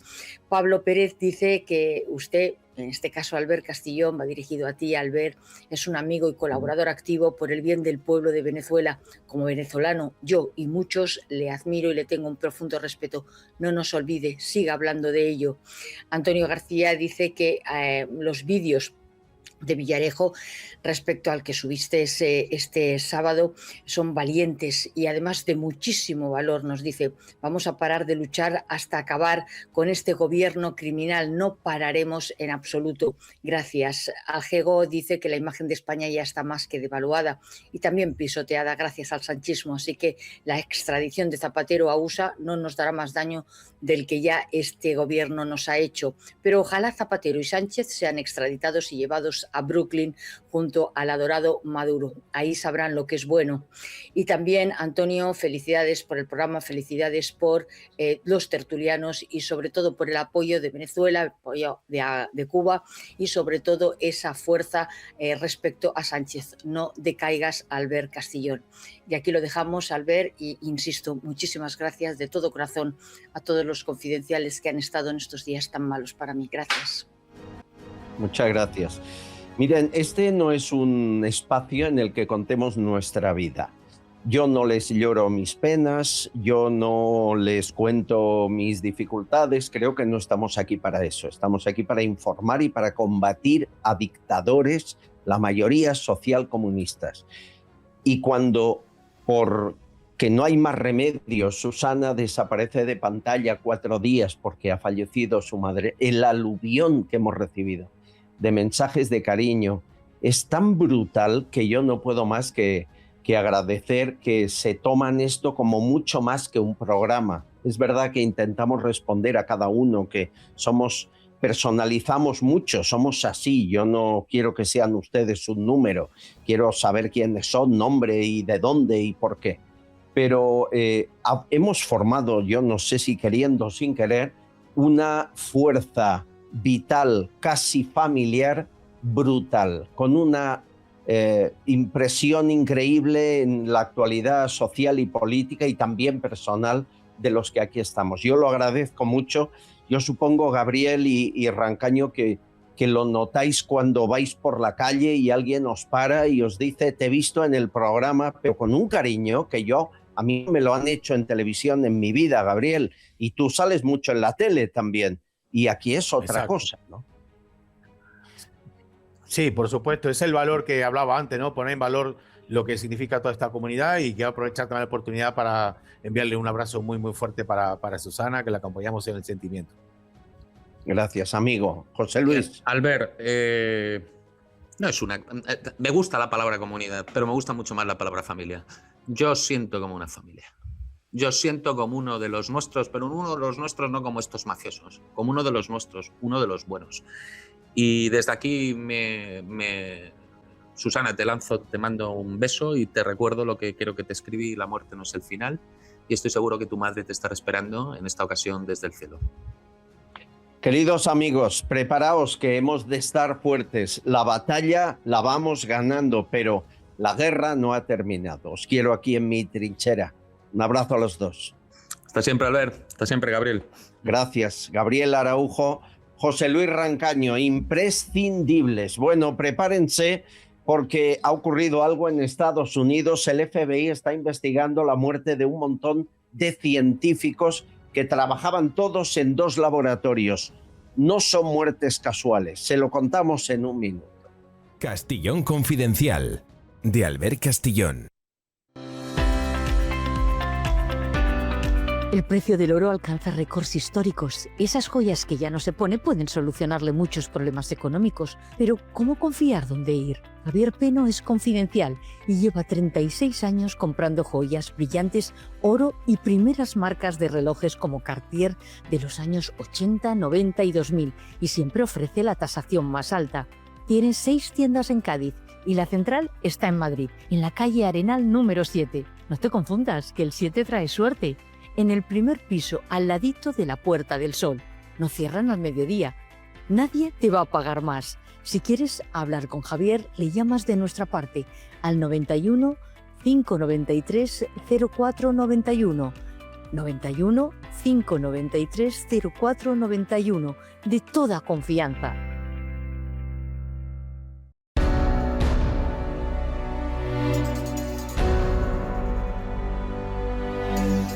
Señores, el FBI está investigando algo extrañísimo que se ha divulgado muy poco en España y en otros países fuera de Estados Unidos. Hay una docena de científicos que han sido asesinados o han desaparecido en los últimos 4 años. Todos trabajaban en 2 laboratorios, el laboratorio de propulsión a chorro que pertenece a la NASA, o el Laboratorio Nacional de los Álamos, que es del Departamento de Energía. Por tanto, estamentos públicos. Estamos hablando de expertos en asteroides, en armas nucleares, de investigación aeroespacial, astrofísicos. No puede ser casualidad que a varios de ellos les hayan tiroteado en la puerta de su casa, que acabe de aparecer un cadáver en un bosque de una de ellas. ¿Qué está pasando? ¿Quién está matando o haciendo desaparecer a esa docena de científicos, insisto, todos del mismo sector? Es un misterio para el que tenemos alguna información confidencial. Rafa Benítez, analista, escritor, bienvenido. ¿Cómo estás? Encantado, Albert, de estar de nuevo en tu programa. Un saludo a toda la audiencia. Pues sí, efectivamente, hay científicos que a veces dicen cosas que no deben decir y pagan unas consecuencias quizá pues demasiado altas, ¿no?, por algunas entidades. ¿De qué estás hablando? ¿A qué te refieres? Bueno, en toda esta trama de sucesos en los que los últimos 3 años, desde 2023 hasta 2026, se han sucedido una serie de desapariciones misteriosas y otras asesinatos o muertes fortuitas, accidentes, suicidios, que así han sido catalogados por la versión oficial. Sin embargo, hay un trasfondo que hay un hilo conductor que conexiona a todas esas personas a diferentes proyectos, tanto de energía como del sector farmacéutico. Y esto es lo que hace disparar las alarmas, porque ya no solamente el sector energético, sino también el sector de la ufología, el tema OVNI, sobre todo desde que Donald Trump ha empezado a desclasificar archivos, ha salido a la luz toda esta serie de información en redes y en diferentes medios de comunicación estadounidenses que han sido el vínculo conductor para conexionar todas estas muertes o desapariciones. La última es la aparición de Melissa Cassias, la están viendo, desapareció en 2025 y la han encontrado junto a una pistola en un bosque un año después. William McCasland, ¿qué fue de él? Bueno, William McCasland todavía está desaparecido, es el más reciente, de hecho desapareció en el mes de marzo y no se sabe a dónde está ni qué ha pasado. Se dejó el teléfono, se dejó sus gafas, se vistió normal, con una ropa, no estaba demente. Sí que es verdad que tenía algún trastorno de salud, como algún insomnio, se mostraba ansioso y nervioso últimamente. Y la esposa denuncia a emergencias la desaparición 3 horas después de que McCasland dejara el domicilio conyugal y diera un paseo. Entonces, a las 3 horas de no volver, la mujer se pone nerviosa y llama a la policía.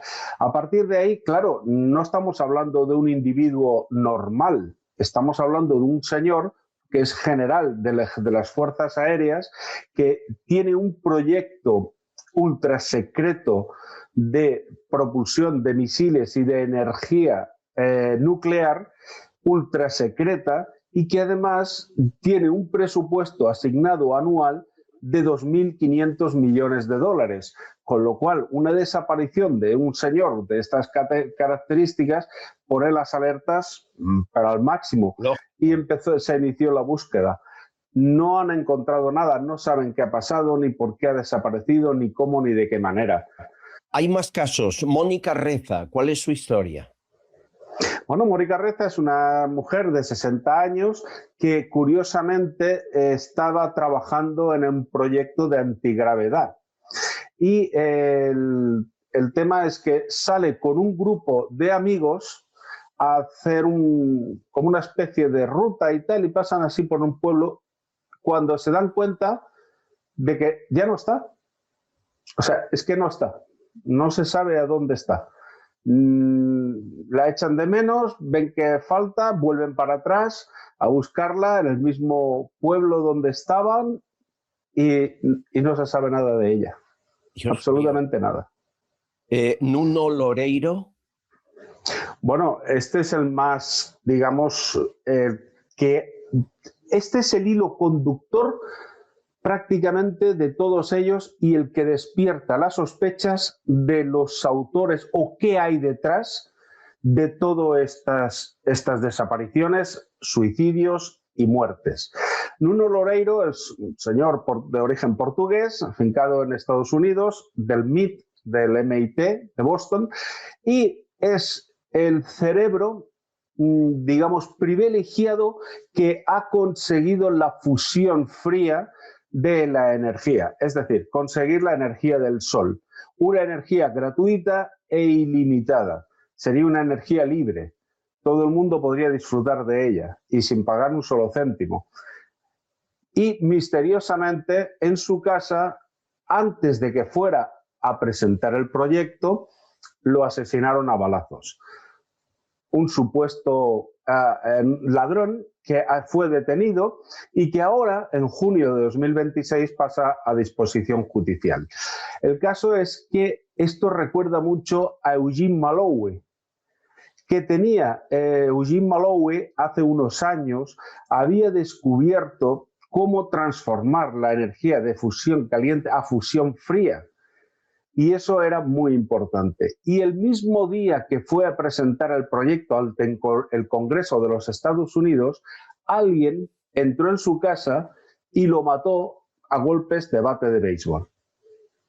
No robaron nada, no se llevaron nada, lo único que desapareció fue la documentación que demostraba cómo se hacía un motor, un toroide. Realmente lo que descubrió fue físicamente el toroide, que es lo que da la energía a nuestro planeta. ¿Estás insinuando que alguien con intereses energéticos no quiere que se descubra una fuente inagotable y gratuita de energía y acaba con los científicos que están a punto de conseguirlo? Hombre, esto tiene muchísima relación porque hay muchísimos intereses que la energía no sea gratuita y que la energía la gente la tenga que pagar y si quieren disponer de ella. Pero esto recuerda mucho a la época de Tesla, cuando Tesla descubrió o, digamos, dio un espectáculo de lo que era el wifi eléctrico, que ahora ha salido una noticia que Estados Unidos ha sacado la energía por wifi, la electricidad por wifi, como si fuese algo muy novedoso, y realmente Tesla ya lo hizo hace casi 2 siglos. El caso es que el Tesla pone unas lámparas un poco groseras, a una distancia de casi 3 kilómetros de donde él estaba el laboratorio. Emitió una señal e iluminó todo el campo de bombillas que había puesto a 3 kilómetros. Claro, JP Morgan, que era el financiador de Tesla, era el que tenía la industria del cobre. Con lo cual, lo que hizo fue delegar a Tesla al ostracismo, porque si no, JP Morgan no podía vender cobre, porque se acababa el cobre al tener un sistema eléctrico de wifi.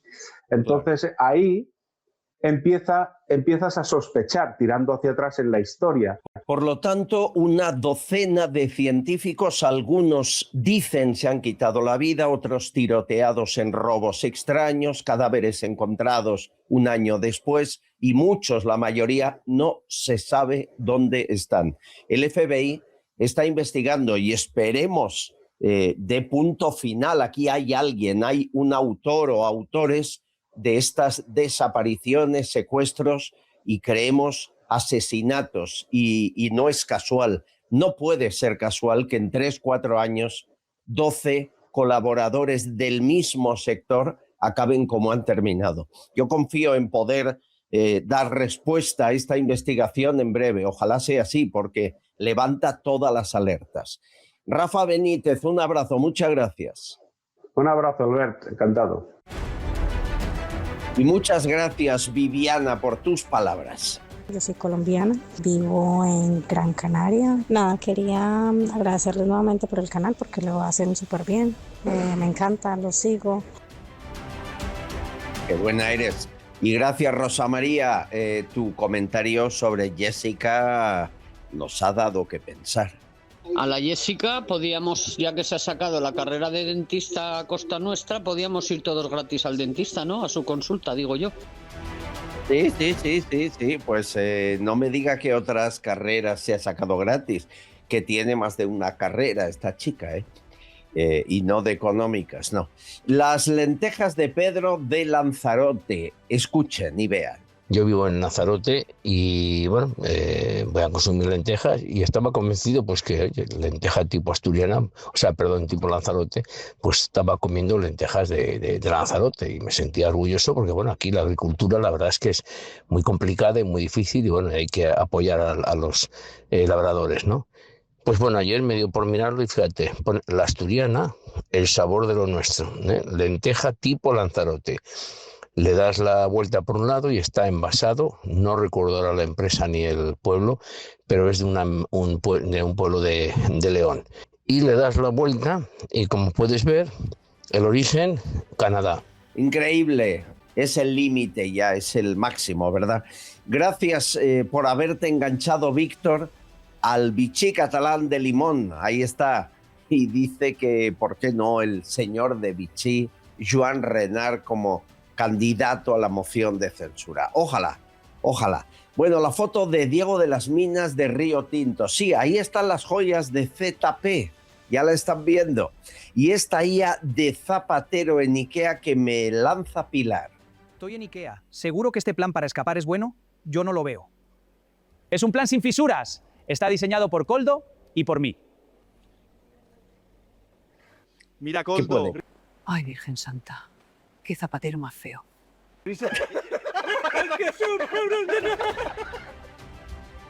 Y lo de Sánchez en Suarén, hay que tener estómago, y que una de las bellezas del Arense Aleire 10 lo manda José Carlos.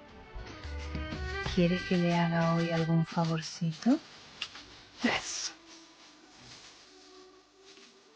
Ni fontanera ni cobarde, siempre a su servicio de mi amo. Gracias a ti, Leire, sigo siendo el presidente de la República Islámica de España. Uf, qué miedo. Pero eso lo ha tenido que suceder, eso es real como la vida misma. Bueno, muñecos, Froilanister, Marlaska protagonista. Señor, una pregunta, por favor responda. ¿Por qué mintió sobre las reuniones de la directora de la Guardia Civil? Pepe, están hablando del cloaquismo, hablemos del saunismo. ¿De qué habla, ministro? El saunismo va a llegar. Hablemos del saunismo. ¡Cojones ya! ¿De qué habla, ministro? Que me dejéis hablar. Dejad hablar a las mayorías silenciosas. ¿Podría aclararnos qué quiere decirnos? No me dejan hablar. La mayoría sí silenciosa saunista es fea, ladrona y sentimental. El saunismo viene de Begoña, la mujer del saunas. Y esto es todo lo que tengo que decir.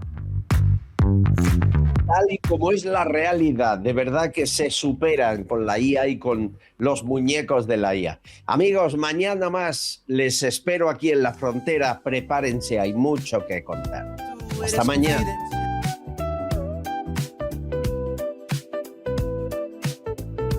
Tú lo sabes y yo lo sé.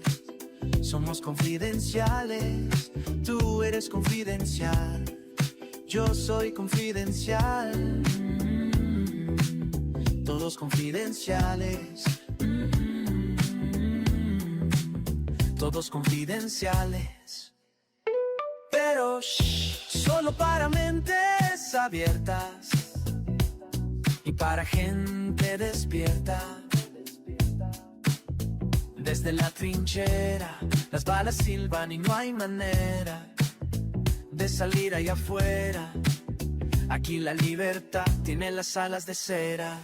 Albert Castillón, Susana Gash, Tucci Castillón y demás. Muchas gracias.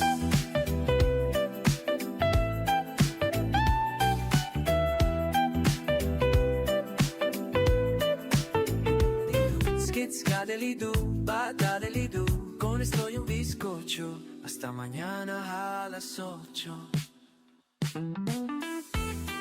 Castillón Confidencial, de Albert Castillón.